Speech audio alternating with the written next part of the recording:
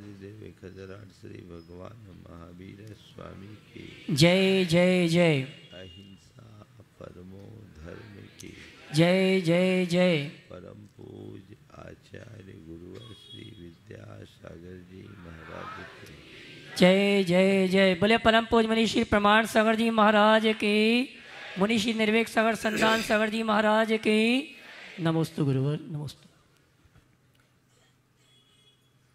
समय समय पर ये सर्वे किया जाता है और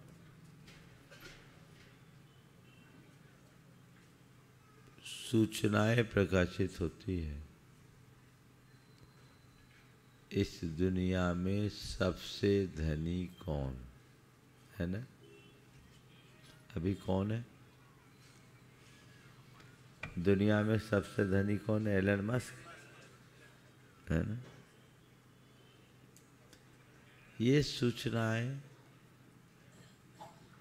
तो लगभग हर साल 2 साल में प्रकाशित होती है। आज तक ऐसा कोई सर्वे का रिपोर्ट प्रकाशित हुआ आपने देखा क्या कि सबसे सुखी कौन? बोलो। सबसे धनी की सर्वे तो हमेशा हो जाता है, लेकिन सबसे सुखी कौन, ऐसा कोई सर्वे नहीं ना। पर यह तय है कि यदि ऐसा कोई सर्वे होगा तो इनमें एक भी नहीं आएंगे। आएंगे क्या? नहीं आ सकते। सवाल है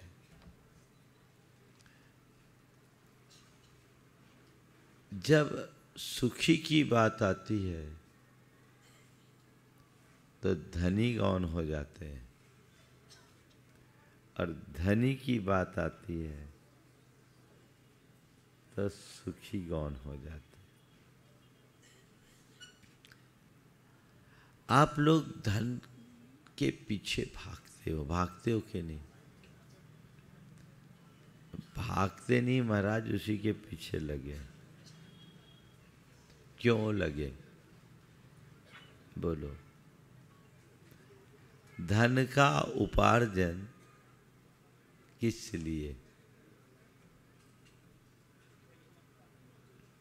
बोलो। पैसा तो कमाते हो ना आप लोग? बोले महाराज बनिया है, ये तो खून में है। पैसा कमाते हो, किस लिए कमाते हो? आप लोगों से उत्तर चाहिए। सुखी रहने के लिए, है ना? तो तुमने पैसा तो कमा लिया, सुखी बने कि नहीं बने ये बताओ। हाँ, क्यों नहीं बने? ले। हाँ, बात समझ में आ रही है? आप पैसा कमा रहे हो इसी ख्याल में कि हमें सुखी होना है ना? लक्ष्य तो सुखी होने का है, लेकिन साधन,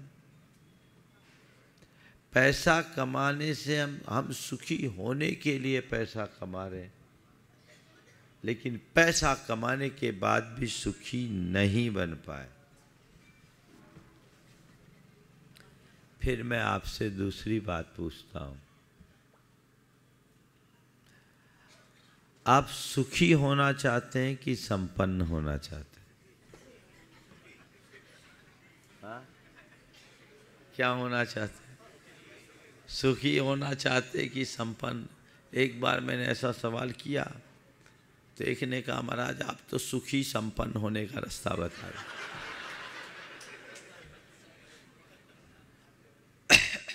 सुखी संपन्न होने का रास्ता बता दो। मैं आज आपको बताऊंगा। सुखी होने के लिए और संपन्न होने के लिए, दोनों का कुछ टिप्स आपको देना चाहता हूँ। महाराज बहुत मज़ा आएगा आज तो। हम तो सोच रहे थे आप सुखी होने की बात करोगे, थोड़ी सी घबराहट होने लगी थी कि आप कहोगे सुखी होना है तो पैसा छोड़ो, पैसों में सुख नहीं है और पैसे वाले सुखी नहीं है। बात सच है, झूठ नहीं है। पैसे में सुख नहीं है और पैसे वाले सुखी नहीं है, ये सच है। लेकिन मैं आपसे कहना चाहता हूँ, यदि सुखी बनना चाहते हो और संपन्न बनना चाहते हो तो कुछ खास सूत्रों को अपनाना जरूरी है। सुखी और संपन्न बने रहने के लिए पहला सूत्र, सहजता से जिए। क्या है? जीवन में सहजता अपनाएं। आप लोग छोटी छोटी बातों से प्रभावित हो जाते, और जो छोटी छोटी बातें प्रभावित करती है उससे आप दुखी हो जाते हो।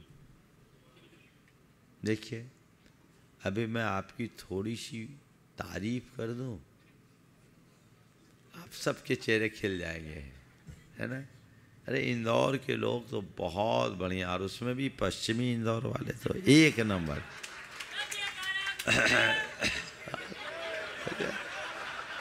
सुन लो, आ गई बात। अभी गुरुदेव का जयकारा चालू हो गया, हाँ, है ना? और मैं बोलूं कि पश्चिमी इंदौर के लोग हैं तो अच्छे, भीड़ तो अच्छी लगाते हैं, माल नहीं खरीदते। अब क्या हो गया? अब क्या हो गया? अब जयकारा नहीं निकलेगा।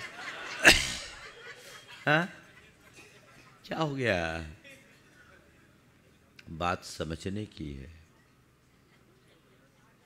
हम लोग थोड़ी थोड़ी बातों से प्रभावित हो जाते हैं, हमारी सहजता खंडित होती है। किसी की एक छोटी सी टिप्पणी हमें बौखला देती है। एक छोटी सी टिप्पणी से मन में बौखलाहट आ जाती है। तारीफ हुई, खिल गए, टिप्पणी हुई, खौल गए। इससे क्या कभी सुखी हो पाओगे? कभी नहीं हो पाओगे। मेरे विरुद्ध कोई कुछ ना कहे,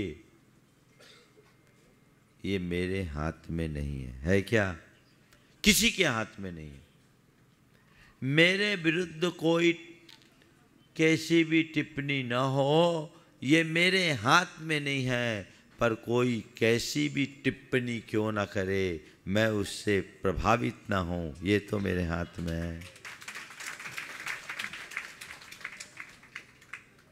तो सुखी होने का पहला मंत्र, जिन बातों से चित्त खौलता है उसको बाईपास करो, इग्नोर करो। बता रहा हूं, बता रहा। हाँ, नहीं, अब आपसे नहीं, सब एक ही से हैं। आप अलग नहीं हो। कैसे करूं वो बताऊंगा। पर पहली बात, सुखी होने के लिए भी और संपन्न होने के लिए भी छोटी मोटी बातों को नजरअंदाज करना सीखिए। नजरअंदाज करोगे सुखी होगे। मान लीजिए किसी ने कुछ बोला, आपने उसे इग्नोर कर दिया। अभी होगा, बताओ, और करवा दूंगा, चिंता नहीं करो। अभी तो आप लोग हमारी बात को ही इग्नोर कर देते हो। आपने इग्नोर कर दिया, बात खत्म हो गई। पकड़ लिया, बात बिगड़ गई। कहा सुन के अनसुना कर दिया, और आप ऐसा करते भी हो। एक छोटा नादान बच्चा आपके लिए कुछ बोलता है, आपको बुरा लगता है क्या? हाँ, क्यों? वो बच्चा है। सड़क चलते एक पागल उल्टी सीधी गालियां देता है, आप उसको इग्नोर करते हो, क्यों? वो पागल है। तो यदि कोई आपको कुछ उल्टा सीधा बोल रहा है, समझ लो वो नादान है, या समझ लो अभी वो पगला है।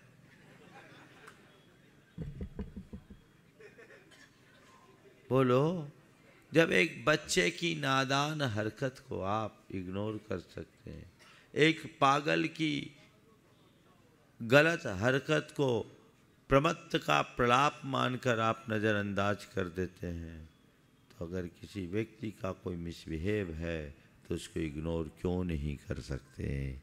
यदि अपने आप को सुखी बनाए रखना है तो इग्नोर करो, और दुखी बने रहना चाहते हो तो पकड़े रहो। जब तक पकड़े रहोगे दुखी होगे। अरे उसने मुझे ऐसा कह दिया, उसने मुझे ऐसा कर दिया, ये चीज़ ठीक नहीं। किसी ने किसी को गधा कहा, अच्छा उसने मुझे गधा कहा, इतनी औकात उसकी बढ़ गई, मुझे गधा कहता है, सबक सिखा दूंगा उसको, मौका तो आने दो। मुझे गधा कहता है, दिखा दूंगा मुझे गधा कहने का क्या नतीजा निकलता। सामने वाले ने तो एक दफे गधा कहा, खुद ने खुद को कितनी बार गधा बना लिया। और बताऊं, बता दूं, सब गधे। गधा का मतलब क्या होता है? गधा क्या मतलब? जिसकी गलत धारणा, सब गधा। बोलो, सब पता है, और पता होने के बाद भी वही कर रहे हो। इसलिए जाके तहाँ बदलाव। नजरअंदाज करोगे सुखी रहोगे। संपन्न होने के लिए भी बहुत सारी बातें इग्नोर करनी पड़ती है। आप लोग बिजनेस करते हो, बिजनेस में भी एक ट्रिक अपनाना पड़ता है। छोटी छोटी बातों को पकड़ कर के बैठोगे, ग्रोथ करोगे कि जहाँ के तहाँ रह जाओगे? बोलो, समझ गए? इग्नोर करो छोटी मोटी बातों को, दरकिनार छोड़ो, ये सब चलता है। तब आप आगे बढ़ोगे। पकड़ोगे तो वहीं अटक जाओगे। एक कहावत है, कुछ लोग चवन्नी खोजने में अठन्नी का तेल जलाते हैं, है ना? पुराने बनियों का यही हाल है। चवन्नी खोजने में अठन्नी का तेल जलाने वाले, कुछ नहीं होगा। आप लोगों में कुछ लोग चवन्नी खोजने में अठन्नी का तेल जलाते हैं, और मैं चवन्नी का काम अठन्नी में कराकर रुपया बचाने की कला सिखाता हूँ।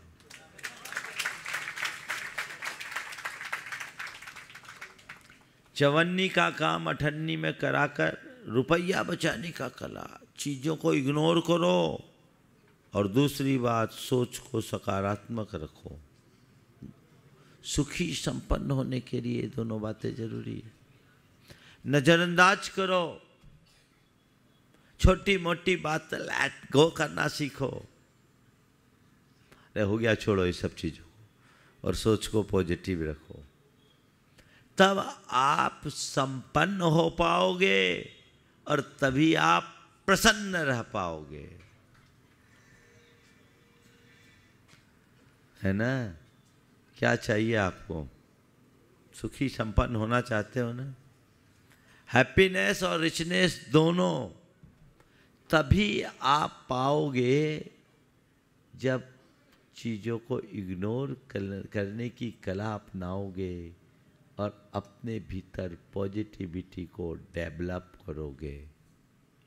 छोटी मोटी बातों को नज़रअंदाज करो, दरकिनार करके चलो और सोच को सदैव सकारात्मक बनाओ। 2 प्रसंग सुनाता हूँ। घनश्याम दास जी बिरला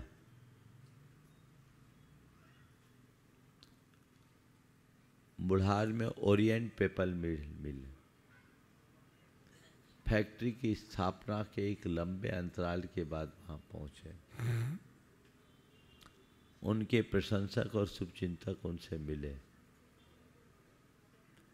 और कुछ लोगों ने शिकायत की कि आपकी फैक्ट्री में घोर अनियमितताएं हैं, गबन भी है, आप इसे देखते क्यों नहीं?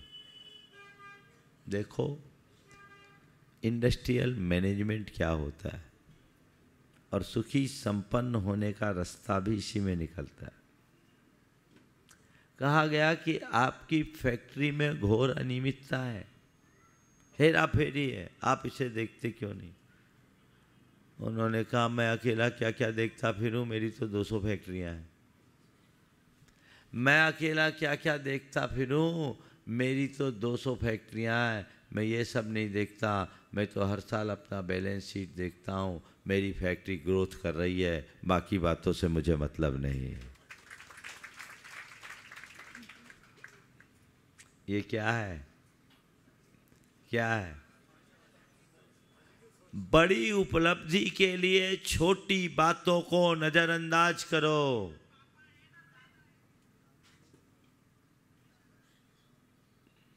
संपन्न होने के लिए भी, प्रसन्न रहने के लिए। एक बार एक शंका समाधान में एक बहन जी ने कहा, महाराज जी होगी इन्हीं जैसी।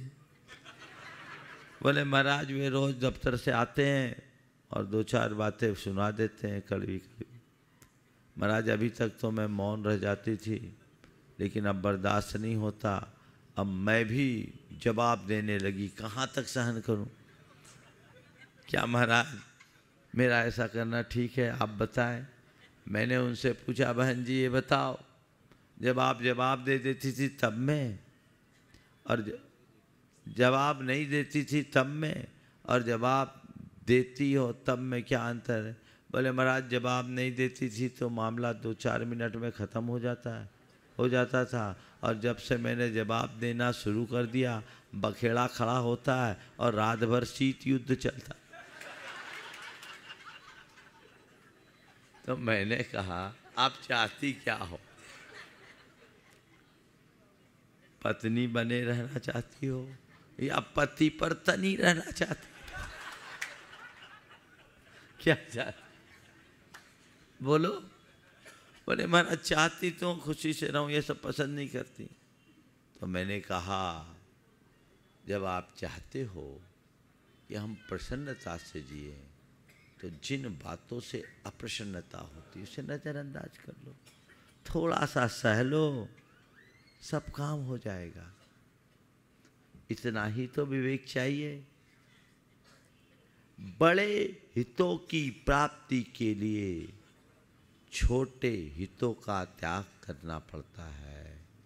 दीर्घकालिक सुख के लिए अल्पकालिक सुख को त्यागना पड़ता है। नजरअंदाज कीजिए, बदलाव आएगा। सुखी होने के लिए भी और संपन्न होने के लिए भी। और एक बात बताओ, घर से मूड ऑफ करके दुकान जाओ तो क्या करोगे? व्यापार कर पाओगे? हाँ बोलो। ढंग से किसी से बात ही नहीं कर पाओगे। मैनेजमेंट में आजकल ये बातें सिखाई जाती है कि इमोशंस पर कंट्रोल रखो, सिखाया जाता है। तो पहले ही से मूड खराब कर गए, अब जाओगे तो दिन खराब होगा। तो भैया जिससे मूड खराब हो उसको बंद करो। मैं आपसे एक सवाल करता हूँ, आपके घर की खिड़की खुली और धुआं आ रहा हो तो आप क्या करते हो? क्या करते हो? हाँ, इधर खिड़की बंद करते हो और जो पहले से धुआं भर गया उसके लिए क्या करते हो? एग्जॉस्ट ऑन करते हो। इतना ही तो करना है। हाँ, एग्जॉस्ट करते हो। घुटन से बचना है, यही एक रास्ता है। जहाँ से अगर कोई धुआं उड़ा रहा है उसको तो नहीं रोक सकते, अपने खिड़की बंद कर सकते हो, एग्जॉस्ट चला सकते हो, जीवन को आनंद से भरा जा सकता है। इतना सा ही विवेक रखना है, ज़्यादा कुछ कहने और करने की आवश्यकता नहीं है। इतना कर लो, बेड़ा पार। तो क्या करिए, सुखी और संपन्न बने रहने के लिए पहली बात, छोटी मोटी बातों को नज़रअंदाज करो। देखिए, जो बड़े लोग होते हैं ना, वो तभी वहाँ पहुँच पाते हैं। सन 2002 की बात है, एक बड़े उद्योगपति ने, एक महानगर में रहते हैं मुंबई में, वहाँ अपना घर बनाने के लिए उन्होंने कुछ पक्के का रुपया रख रखा था और उनके ही एक स्टाफ ने उससे पैसा विड्रॉ कर लिया। 1 करोड़ रुपया सीधा सीधा निकाल लिया। 1 करोड़ रुपया निकालने के बाद भी उनने उसके विरुद्ध कोई कार्रवाई नहीं की। मैंने पूछा क्या बात है? बोले महाराज, इस आदमी से पंगा लेने पर हमारी इंडस्ट्री बैठ जाएगी, क्योंकि इसको हमारे बिजनेस के सारे सीक्रेट पता है। 1 करोड़ के पीछे हम इसके विरुद्ध कोई कार्रवाई करेंगे, अभी हटेगा और हमारा कोई दूसरा पीयर कंसर्न है वो इसको तुरंत हायर कर लेगा और हमारी सारे सीक्रेट्स चले जाएंगे, तो हम 1 करोड़ के चक्कर में कई करोड़ का नुकसान कर लेंगे। उनने बहुत ही धैर्यपूर्वक उसको रखा और कहा, महाराज, हमने तो आप लोगों से यही सीखा है, जिस अंग को कमज़ोर करना है उससे काम लेना बंद कर दो। अंग को कमज़ोर करना है, काम लेना बंद कर लो। हम महाराज धीरे धीरे धीरे इसको काम लेना कम करेंगे, अपने आप कमज़ोर हो जाएगा। और उनने वही नीति अपनाई। 2002 से 2025 वो बंदा आज भी वहाँ है। बोले हमने इससे सीख लिया है, लेकिन अपने आप को संभाल लिया। तुरंत के तुरंत ये आदमी बेईमान है, हम रिएक्ट करते तो बड़ा नुकसान पहुँच सकता था। तो व्यापार व्यवसाय में तो तुम लोग ये सब कर लेते हो, घर परिवार में भी करना शुरू कर दो, प्रसन्न भी रहोगे, संपन्न भी रहोगे। छोटी सी बात है, बड़ी बात नहीं है। और बड़ी बातें तो मैं करता भी नहीं, क्योंकि मैं खुद अपने आप को कभी बड़ा नहीं मानता। दूसरी बात, सोच को सकारात्मक बनाइए। हर घटना, हर प्रसंग, हर परिस्थिति में अपनी पॉजिटिविटी बना के रखिए। अगर आपकी सोच सकारात्मक होगी तो आप कभी दुखी नहीं होंगे। अभी मैंने कहा था, चवन्नी ढूंढने में अठन्नी का तेल जलाते हैं, ऐसे लोग हैं। एक दिन भिंडर में मैं ये बात बोल रहा था कि कुछ लोग चवन्नी खोजने में अठन्नी का तेल जलाते हैं, और मैं चवन्नी का काम अठन्नी में कराकर रुपया बचाने की कला सिखाता हूँ। संयोग से अशोक जी पाटनी आर के मार्बल उसी दिन सभा में आए। वो उनकी आदत है, वो पीछे बैठ के सुन रहे थे। प्रवचन खत्म हुआ, बोला महाराज आज आपने जो कहा वही मैं करके आया। बोले कल महाराज बंडर सीमेंट के एक्सपेंशन की मेरी बोर्ड मीटिंग थी और उसमें कॉन्ट्रैक्टर को कॉन्ट्रैक्ट देना था। सब लोग एक लोकल कंपनी से 26 करोड़ में डील कर रहे थे और महाराज मैंने उसी डील को L&T के लिए 35 करोड़ में दिया। 26 करोड़ का काम 35 करोड़। बोले क्यों? पूरी बोर्ड मेरे अगेंस्ट हो गई। तो भाई साहब आप ये क्या कर रहे? 26 करोड़ में लोकल आदमी काम कर रहा, आप L&T को उसी काम के लिए 35 करोड़ में दे रहे। बोले देखो L&T ने ये काम हमको तय समय में करने का बोला। बोले ये भी कर देगा। बोले कैसे करेगा?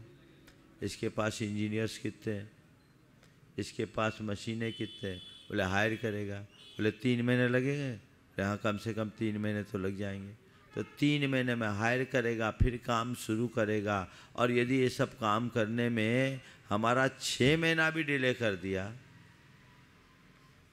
तो हमको कितना नुकसान होगा पता है? 700 करोड़ बैंक का लोन है, उसका इंटरेस्ट। तो 3 महीने के हिसाब से अगर देते हो तो 7 या 21 करोड़ तो इंटरेस्ट गया, और 3 महीने का प्रोडक्शन का लॉस देखो तो। बोले महाराज सब सहमत हो गए कि ये 26 करोड़ का काम कराने में घाटा है और 35 करोड़ का काम कराने में जीत है, और उनने 35 करोड़ में काम कराया। तुम लोग सब चीज़ों में गुना भाग लगाते हो। जिसकी सोच बड़ी होती है उसकी सारी बातें बड़ी हो जाती है, और जिसकी सोच छोटी होती है वो छोटा ही बन के रह जाता है। मैं आपसे कह रहा हूँ पॉजिटिव सोचना है। यानी इसका मतलब ये मत सोचना कि अब हर जगह ऐसे ही कर, हिसाब लगा के काम करना, रिजल्ट भी वैसा निकालना। जीवन में कोई भी दुख प्रसंग आए, यदि वहाँ हमने सकारात्मकता और व्यापकता से सोचने की कला विकसित कर ली, कभी दुखी नहीं हो। आप लोग थोड़ा सा कुछ होता है हाय तौबा करने लगते, ऐसा क्यों? हो गया, घटना घट गई, अब उसको लेकर हम विचलित होंगे तो क्या पाएंगे? कुछ नहीं। व्यापार में भी पॉजिटिविटी और व्यवहार में भी पॉजिटिविटी चाहिए। सुखी होने के लिए व्यवहार ठीक करो और संपन्न होने के लिए व्यापार ठीक करो। तुम्हारा व्यवहार ठीक होना चाहिए भीतर बाहर, इसमें पॉजिटिविटी, और उधर व्यापार में पॉजिटिविटी, हिसाब बराबर हो जाएगा। फिर ज़्यादा कुछ कहने और करने की आवश्यकता नहीं रहेगी। एक व्यक्ति को व्यापार में नुकसान हुआ, बड़ा नुकसान हुआ, लेकिन उसे रंच मात्र दुख नहीं हुआ। उसके मित्र ने मुझे बताया महाराज इनको इतना बड़ा नुकसान हो। वो मेरे पास आया, मैंने उससे पूछा क्या बात है भाई, ऐसा ऐसा सुना। बोले हाँ गुरुदेव, पर मेरा नुकसान नहीं हुआ, मुझे नसीहत मिली। नुकसान नहीं, नसीहत मिली। मेरे बच्चों ने एक बड़ी सीख ले ली।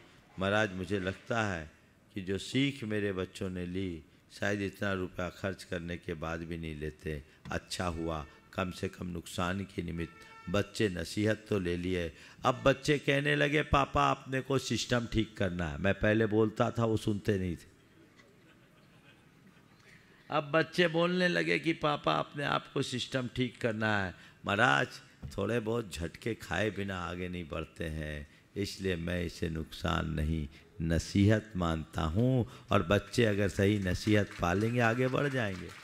और फिर जोड़ा महाराज जितना नुकसान हुआ भी तो क्या हुआ, मैंने अपने कैरियर की शुरुआत 500 रुपये से की थी। आज इतना नुकसान होने के बाद भी मेरे पास इतना है कि मेरे जीवन के लिए कम नहीं है। इसलिए जो गया सो गया, इसके लिए क्या रोना। ये क्या है? ये सकारात्मकता का सुपरिणाम है। अरे नुकसान हो गया, नुकसान हो गया, नुकसान हो गया, हाय तौबा मचाओगे, डांट डपट, चीखा चिल्ली, व्यवहार खराब, और कहीं डिप्रेशन में आ जाओगे, सब खत्म। न सुखी रह पाओगे न संपन्न रह पाओगे। और जब सुखी भी नहीं संपन्न भी नहीं तो प्रसन्न कैसे रहोगे? खिन्न ही बने रहोगे, दुखी ही बने रहोगे। तो पहली बात इग्नोर कीजिए, दूसरी बात पॉजिटिविटी को डेवलप कीजिए, सकारात्मक बनिए, तीसरी बात एडजस्ट करना सीखिए। क्या कीजिए? एडजस्ट। एडजस्ट होइए, एडजस्ट करिए, सामंजस्य बनाकर चलना चाहिए, तालमेल बना लीजिए, घुल मिल करके रहिए। जैसा प्रसंग जैसी परिस्थिति उसमें ढलने का अभ्यास कीजिए। आजकल लोग एडजस्ट कम होते हैं, अडामेंट ज़्यादा रहते हैं, अड़ जाते हैं। मैंने जो कहा बस वही, अड़ोगे तो लड़ोगे, यही है ना। अडामेंट होते हैं, 50 प्रकार के आर्गुमेंट्स करते हैं और एक दूसरे के साथ बुरी तरह उलझ जाते हैं। क्या नतीजा है? कुछ भी नहीं, सब बेकार और व्यर्थ हो जाता है। अगर थोड़ी बड़ी बात को हम एडजस्ट कर लें तो फिर जीवन ही बदल जाता है। आज लोगों के अंदर एडजस्टमेंट की आदत नहीं है, इससे टॉलरेंस खत्म हो गया, सहनशीलता समाप्त, कुछ भी सह नहीं पाते, छोटी छोटी बातों में अपनी प्रतिक्रियाएं कर बैठते हैं और एक दूसरे से बुरी तरह उलझ जाते हैं। एक सूत्र बना लीजिए, नहीं, अब जो चीज़ें हैं, जैसा प्रसंग और जैसी परिस्थिति हो उसमें मुझे एडजस्ट होकर करके जीना है, उसमें मुझे सामंजस्य बिठा के जीना है।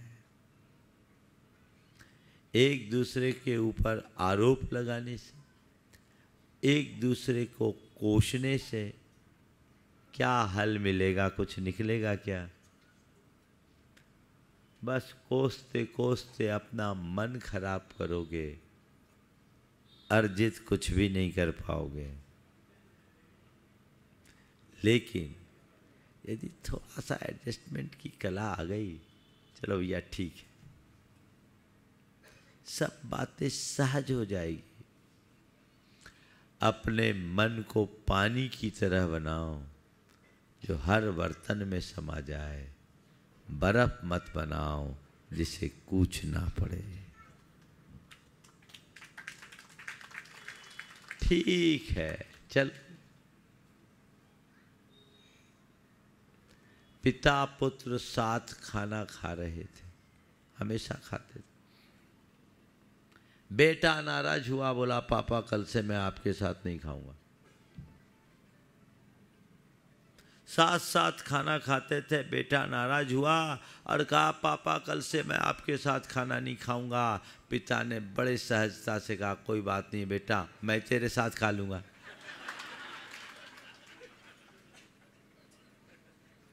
इतना ही तो करना है ना। सम्मेद शिखर की परिक्रमा कर रहे थे, अशोक जी पाटनी भी साथ चल रहे थे। लंबी परिक्रमा है। उन्होंने कहा महाराज आपकी चाल से हम नहीं चल पाएंगे, आपकी चाल से हम नहीं चल पाएंगे। हमने कहा मैं आपकी चाल में चल लूँगा।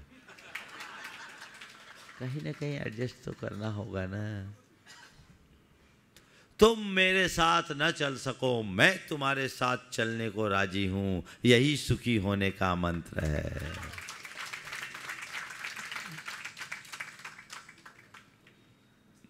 तैयार हो जाइए। कर सकते हैं कि नहीं? हाँ? सामने वाले को अपने अनुकूल चलाना कठिन हो सकता है, पर सामने वाले के अनुकूल चलना तो हमारे हाथ में है। इसी का नाम तो एडजस्टमेंट है। और थोड़ा बहुत तालमेल तो बना करके ही चलना पड़ेगा। इसके बिना जीवन की गाड़ी नहीं चलती। देखो एडजस्टमेंट कैसा होता है। एक अपार्टमेंट में एक युवा दंपति रहते थे। उनके फ्लैट से जब भी आवाज आए तो केवल हंसने की आवाज आती थी। अब किसी की खुशी भी लोगों को हजम नहीं होती। पूछा भैया राज क्या है? इनके यहाँ से तो केवल हंसी की आवाज आती, क्या इनमें आपस में खटपट नहीं होती? एक दिन एक ने पूछ ही लिया क्या बात है भाई, तुम्हारे यहाँ से जब भी आवाज आती है हंसने की आवाज आती, तुम लोगों की आपस में खटपट नहीं आती क्या? बोले हंसी क्यों आती, इतनी हंसने की आवाज, तुम लोग इतने हंसते क्यों? बोले क्या बताऊं, हम लोग बहुत हंसते हैं। बोले क्यों? क्योंकि मेरी पत्नी बड़ी गुस्सैल है। पत्नी बड़ी गुस्सैल है। बोले पत्नी गुस्सैल है तो इसमें हंसने का क्या राज है? बोले यही तो राज की बात है। पत्नी गुस्सैल है, इसमें हंसने का क्या राज? बोले यही तो राज की बात है। जब उसको गुस्सा आता है वो सामान उठा उठा कर मुझ पर फेंकती है। जब उसको गुस्सा आता है वो सामान उठा उठा कर मुझ पर फेंकती है। निशाना लग जाता है तो वो हंसती है और चूक जाता है तो मैं हंसती। निशाना लग जाता है तो वो हंसती है, चूक जाए तो मैं हंसता हूँ। है ना ये एडजस्टमेंट? अरे निशाना लगे तो और चूके तो हंसते रहो।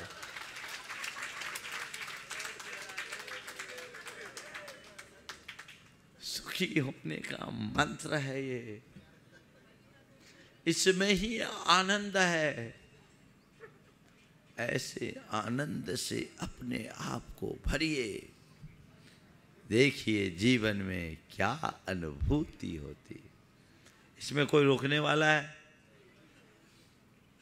ये तो अपने ही बस की बात है, पर रोकने वाला है जिसको हमने अपने भीतर पाल लिया है। वो है हमारा ईगो। वो वही सब गड़बड़ करता है। इसकी चर्चा कल करूंगा रामचंद्र नगर में। आज बचा के रखूंगा और अभी से बता रखा हूं ताकि आप भी लालच में वहां आओ। ऑपरेशन तो कल होगा, अभी तो ऊपरी ट्रीटमेंट है। चौथी बात, पेशेंस, धैर्य, धीरज बहुत बड़ी जरूरत है।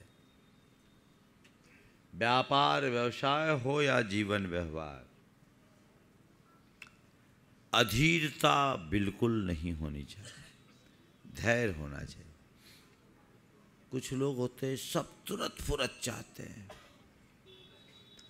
और व्यापार में short term gain, short term meaning instant, तुरंत के तुरंत। इसका नतीजा कभी अच्छा नहीं होता।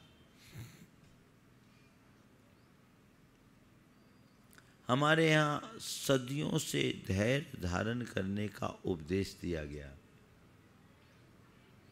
और ये कहा गया कैसी भी जटिल समस्या क्यों ना हो, थोड़ा धैर्य रखो।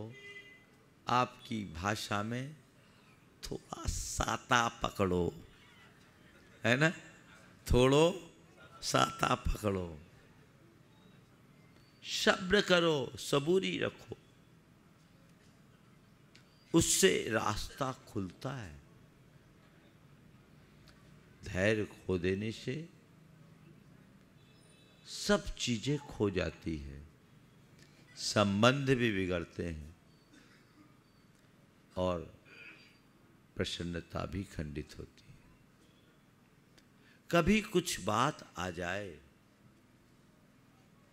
आप एक बात अपने मन में बिठाएं, तुरंत प्रतिक्रिया नहीं करना, त्वरित प्रतिक्रिया से बचना है। ठीक है, किसी ने कुछ कह दिया, ठीक है, कहा है, अब इसका जवाब हम सोच के देंगे। हो सकता है उस व्यक्ति की मानसिक स्थिति अनुकूल ना हो, इसलिए ऐसा कह दिया। हो सकता है उस व्यक्ति को आधी अधूरी जानकारी हो, इसलिए ऐसा कह दिया। हो सकता है किसी ने मेरे विरुद्ध कुछ भर दिया हो, इसलिए ऐसा कर रहा। ये इस तरह की बातें हो गई, कोई ना कोई नहीं। ठीक है, मैं सोच के जवाब दूंगा। अगर आपने थोड़ी देर सोच लिया तो कभी उल्टी प्रतिक्रिया नहीं होगी। होगी क्या? लेकिन कई बार ऐसा होता है, सामने वाले ने कुछ कहा और आपने उसकी जो प्रतिक्रिया दी वो उल्टी प्रतिक्रिया होती है। बाद में आप पछताते हो कि भैया वो चाहा तो कुछ था, हो कुछ गया, काश मैंने थोड़ा धीरज रखा होता, समझ लिया होता तो ये स्थिति नहीं बनती। एक व्यक्ति ने एक के आके कान भरा। देखो क्या होता है नेगेटिव का हाल, कि भाई तुम्हारा भैया तो तुम्हारे बारे में बड़ा बुरा बोल रहे थे। बोले क्या हो गया? बोले उसका तो दिवाला पीटने वाला है, उसकी हालत खराब है, मार्केट में ऐसी चर्चा। बोले क्या बोल रहे हो? मेरे भैया ऐसा बोल नहीं सकते। बोले भाई मैं अपने कान से सुन के आया हूँ, वहाँ 4-5 लोग बैठे थे और एक इनकम टैक्स का अधिकारी भी बैठा था, चर्चाएं चल रही थी और तेरे भैया ने ऐसा बोला कि उसकी हालत ख़राब है, बहुत बड़ी लायबिलिटी है, उसका दिवाला पीटने वाला। दिमाग गरम। भैया से पूछने के तो मशक्कत करने की जरूरत। ऐसा बोल दिया, मेरी रेपुटेशन खराब कर दी। क्या समझते मैं अभी भैया को खरीदने की ताकत रखता हूँ? उबल पड़ा और सीधे फोन लगाया, भैया आपने उसके सामने कुछ मेरे बारे में बोला है क्या? भाई बहुत समझदार था, बोला मैं आ रहा हूँ, मैं तेरे ही पास आ रहा हूँ, 15-20 मिनट में आता हूँ। 20 मिनट बाद आया, तब तक इसका भी गुस्सा थोड़ा ठंडा हो गया। बोला भैया आपने ऐसा ऐसा बोला था। बोले बोला था। आपने ऐसा क्यों बोला? बोला भाई सुन तो सही, मैंने क्यों बोला। मैंने इसलिए बोला, वो इनकम टैक्स वाला अधिकारी था, मुझे ऐसी जानकारी थी कि तेरे यहाँ कोई सर्च का कार्यक्रम बनाने वाले हैं, तो मैंने इसलिए शिगुफा छोड़ दिया कि वो अपनी दिमाग बदल दे। बोले भैया काश मुझे ऐसा पहले पता होता तो मैं अपना दिमाग गर्म नहीं करता। आप सबसे मैं ये कहता हूँ, कोई अगर तुम्हारे बारे में कुछ कहे कि अमुक तुम्हारे बारे में फलना ढिकना कह रहा था, तो वो लोग कह रहा होगा, कह देने दो, उसमें भी मेरी कोई भलाई होगी। ऐसी सोच बना लो और पेशेंस रख कर के रिएक्शन दो। व्यापार में नुकसान हो रहा है, थोड़ा धैर्य रखो, तुरंत निर्णय मत लो। बाजार की स्थिति को समझो, चीजों को ऊपर नीचे हो जाने दो, फिर ठीक करो। आप आनंद से भरे रहोगे, नहीं तो सब मटिया मेट हो जाएगा। गुरु शिष्य यात्रा पे थे, नदी के किनारे विश्राम किया। शिष्य ने गुरु से कहा, गुरु ने शिष्य से कहा, जा भोजन करना है। नदी से थोड़ा जल लिया। शिष्य गया, देखा नदी का पानी मटमैला था। घड़ा खाली लेके लौट आया। बोला, गुरुदेव पानी पीने लायक नहीं है, पूरा पानी मटमैला है, मैं खाली लौट आया। तो क्यों? बोले, हाँ अभी आगे कुछ बैलगाड़ियाँ निकली थी, पूरा पानी गंदा हो गया। ठीक है, बैठ जा बेटा। थोड़ी देर इधर उधर की बातें हुई। 15-20 मिनट बाद गुरु ने कहा, बेटा जा पानी ले आ। बोले, गुरुदेव कहाँ ना पानी गंदा है। बोले, मैं कह रहा हूँ जा पानी साफ हो गया होगा तो लेके आ। गया, देखा तो पानी साफ था, पानी साफ था। घड़ा लेकर के आ गया। शिष्य ने कहा, गुरुदेव आपने क्या जादू किया? पहले पानी गंदा था, अब पानी साफ अपने आप साफ कैसे हो गया? गुरु ने शिष्य को समझाया कि बेटे पानी तो अपने आप में साफ था, गंदा तो थोड़ी देर पहले जो बैलगाड़ी निकली थी ना उसके कारण हुआ। बैलगाड़ी के निकल जाने से गंदा हुआ, और जब गंदा हुआ मैंने तुझे 15 मिनट बाद भेजा। 15 मिनट में इतना पानी बह गया कि सब साफ हो गया, ऊपर का साफ पानी अपने आप आ गया और हम सबके काम में आ गया। बंधुओं, मैं आप सबसे इतना ही कहना चाहता हूँ कि अपने जीवन में जब भी कोई प्रतिकूलता की बैलगाड़ी निकले, जीवन का पानी गंदा दिखे, थोड़ा धैर्य रखो, पानी बह जाने दो, फिर साफ हो जाएगा, स्वच्छ हो जाएगा। थोड़ा पानी बहने दो, थमना सीखिए, थामना सीखिए, पेशेंस को धारना सीखिए, जिससे जीवन को आगे बढ़ाया जा सके। आपने मेरी बात को बड़े धैर्यपूर्वक सुना, इसके लिए आभार। आप सुखी और संपन्न बने रहें। चारों सूत्रों को याद रखना है, इग्नोर करना है, पॉजिटिव रहना है, एडजस्ट करना है और पेशेंस रखना है। ये चारों बातें यदि आपने गुरु मंत्र की तरह अपने हृदय में अंकित कर लिया, तय मान करके चलिएगा, आप सदा बहार प्रसन्न बने रहोगे, आपको कोई दुखी नहीं कर सकता।